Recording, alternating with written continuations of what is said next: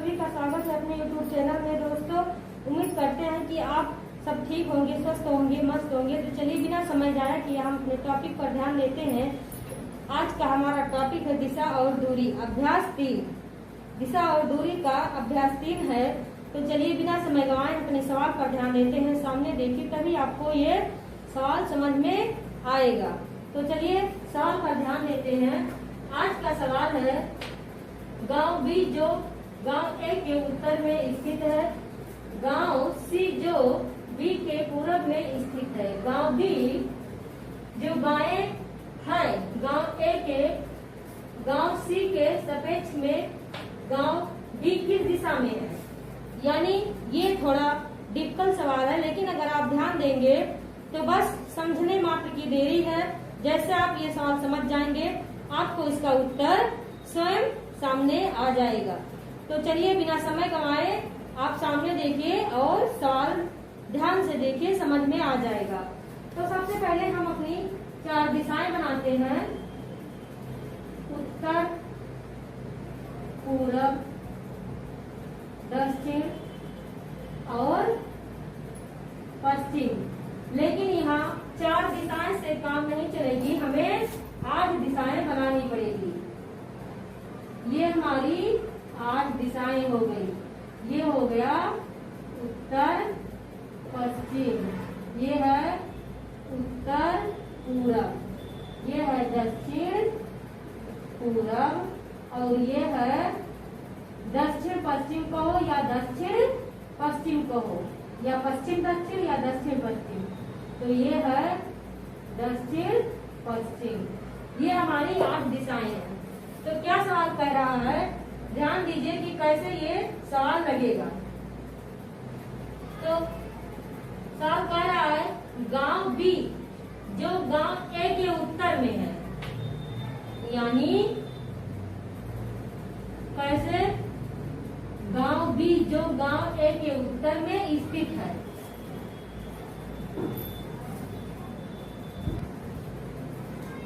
तो बिना समय गंवाए ध्यान देते हैं कि कैसे सवाल हल होगा। सामने देखिए, तभी आपको भी क्वेश्चन और सवाल दोनों समझ में आएगा और पढ़ाने वाला भी।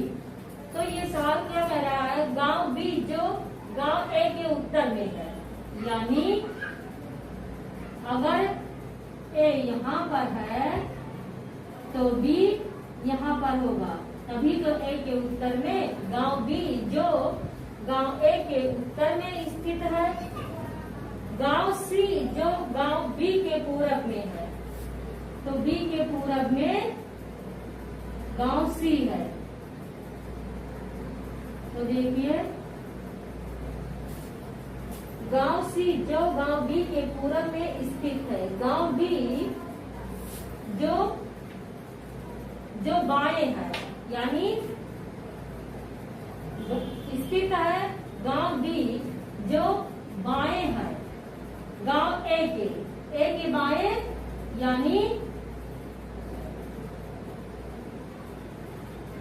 ए के बाएं। तो वो या यहाँ हो सकता है या यहाँ हो सकता है, क्योंकि उत्तर में है तो ये उत्तर हो गया। लेकिन बाएं ये है कि ये है, ये क्लियर नहीं है। तो क्या है, गांव ए के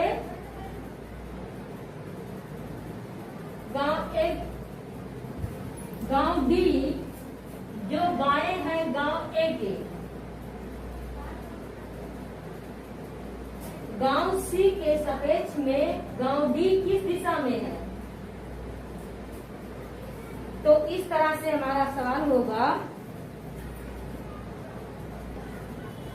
तो समझिए, जो यहाँ था डी, तो यहाँ नहीं होगा। किस लिए, क्योंकि ये उत्तर में बता रहा है, तो ये उत्तर में है तो इसका बायां यही होगा, ये इसका दायां हो जाएगा। ये बायां है और ये दायां है, तो दायां का हमें कोई बात नहीं करनी है, इसीलिए ये हो जाएगा। तो हमारा ये रिश्ता पूछ रहा है सी और डी का, सी और डी का पूछ रहा है। तो जब बी उत्तर में है, ए दक्षिण में है और सी पूरब में है, डी पर है, तो डी कहाँ पर है, यहाँ पर है, ए यहाँ पर है और बी यहाँ पे और सी यहाँ पर है। तो इस प्रकार से है। तो कौन सा पूछ रहा है हमसे, सी और डी का। तो ये पूछ रहा है सी के सापेक्ष में डी किस दिशा में है। तो सी की अपेक्षा डी किस दिशा में है, दक्षिण पश्चिम में, दक्षिण पश्चिम। तो हमारा ऑप्शन देखते हैं। देखिए कि बस कुछ ही सेकंड में ये सवाल हल हो गया है। तो सामने देखिए और उसका उत्तर का जवाब दीजिए। देखिए कौन सा ऑप्शन सही है। तो हमारा पहला ऑप्शन है पश्चिम, दूसरा है दक्षिण पश्चिम, चौथा है दक्षिण और चौथा ऑप्शन है दक्षिण पश्चिम, सॉरी उत्तर पश्चिम, और पांचवा है इनमें से कोई नहीं। तो हमारा सवाल क्या है, दक्षिण पश्चिम कहो या दक्षिण पश्चिम कहो या फिर पश्चिम दक्षिण कहो। ये दिशा जो है इसे दक्षिण पश्चिम भी कह सकते हो और पश्चिम दक्षिण भी कह सकते हो, क्योंकि ये पश्चिम से दक्षिण में हो जाएगा और ये दक्षिण से पश्चिम में हो जाएगा। तो हमारा ये दूसरा ऑप्शन सही है। तो उसी प्रकार से बिना समय गंवाए हम अपने दूसरे सवाल पर ध्यान देते हैं। तो सामने देखिए और सवाल को ध्यान से देखिए, समझिए और उसका उत्तर दीजिए। तो हमारा दूसरा सवाल कह रहा है P के अपेक्षा P के दक्षिण पश्चिम में Q है, Q के पूरब में, और P के दक्षिण पूरब में R है। Q और P की सीध में लेकिन R के उत्तर में S है। बताइए कि P के किस दिशा में S स्थित है।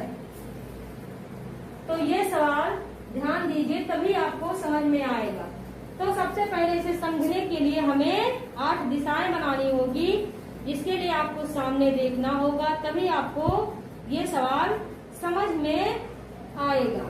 तो ये सवाल है, पहले आप दिशाएं बनाते हैं। ये 8 दिशाएं हो गया, ये उत्तर, दक्षिण, पश्चिम और पूरब। ये है उत्तर पूरब, ये है दक्षिण पूरब और ये है दक्षिण पश्चिम, ये है उत्तर पश्चिम। ये हमारी 8 दिशाएं हैं। तो इसमें सबसे पहले क्या सवाल कह रहा है उसे हम ध्यान देते हैं। तो देखना ये है कि हम बिना समय गंवाए सवाल पर ध्यान देते हैं, टॉपिक पर ध्यान देते हैं। तो सामने देखिए और सवाल को हल कीजिए।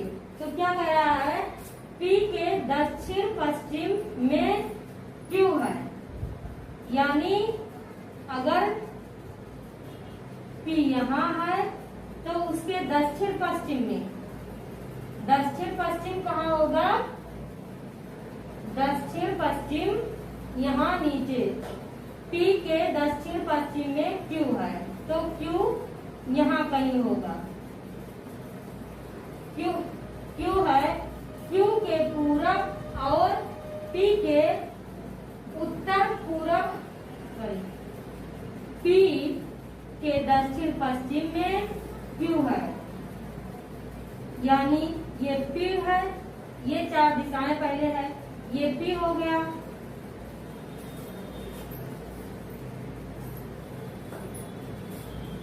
ये P है और ये Q इसके दक्षिण पश्चिम में हो गया, दक्षिण और पश्चिम Q हो गया। Q के पूरब और P के दक्षिण पूरब में R है, दक्षिण पूरब में R है, तो R कहाँ होगा, सीधे ये लकीर इस तरह बनेगा और R यहाँ होगा, R यहाँ एक लकीर इस टाइप बनेगी। तो ये Q हो गया दक्षिण पश्चिम में, ये इसके दक्षिण पश्चिम में Q हो गया, दक्षिण पश्चिम दक्षिण पूरब में Q है। तो देखिए दक्षिण पूरब में Q हो गया, R हो गया। Q और P की सीध में उत्तर में एस होगा। तो देखिए क्यू और पी के सीध ऐसा है, आर के सीध में है, लेकिन आर के सीध उत्तर में ऐसा है। तो उत्तर में हो गया। बताइए कि पी के किस दिशा में एस स्थित है। तो क्या सवाल कह रहा है, देखिए ध्यान से, एक बार फिर से ध्यान से सवाल देख लीजिए, जिससे आपको समझ में आ जाए। सामने देखिए और सवाल को समझिए। सवाल क्या कह रहा है, पी के दक्षिण पश्चिम में क्यू है। तो दक्षिण पश्चिम में क्यू हो गया। क्यू के पूरब और पी के दक्षिण पूरब में आर है। तो देखिए क्यू के पूरब और पी के दक्षिण पूरब में आर है। क्यू और पी की सीध में, लेकिन आर के उत्तर में एस है। तो देखिए क्यू और पी की सीध में, आर के उत्तर में एस है। बताइए कि पी के किस दिशा में एस स्थित है।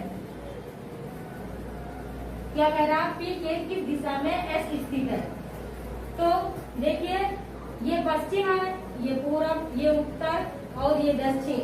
तो अगर पी यहाँ है तो ये तिरछा पूछ रहा है, तो किस में है, उत्तर पूरब। तो हमारा पहला ऑप्शन है पूरब, दूसरा है उत्तर पूरब, तीसरा है उत्तर, चौथा है दक्षिण पश्चिम और पांचवा है इनमें से कोई नहीं। तो हमें इनमें से कोई नहीं देखना है, हमें देखना ये है उत्तर पूरब। ये हमारा दूसरा ऑप्शन है। तो दूसरा ऑप्शन हमारा सही है, उत्तर पूरब। पी के उत्तर पूरब में एस स्थित है। तो दोस्तों आज का हमारा टॉपिक यही समाप्त होता है। अगर आपको वीडियो पसंद आई है तो प्लीज लाइक, शेयर और सब्सक्राइब कीजिए, ज्यादा से ज्यादा शेयर कीजिए। हमारे साथ बने रहने के लिए धन्यवाद। अगले दिन मैं एक नए टॉपिक के साथ आपके सामने आऊंगी। तब तक के लिए जय हिंद, जय भारत।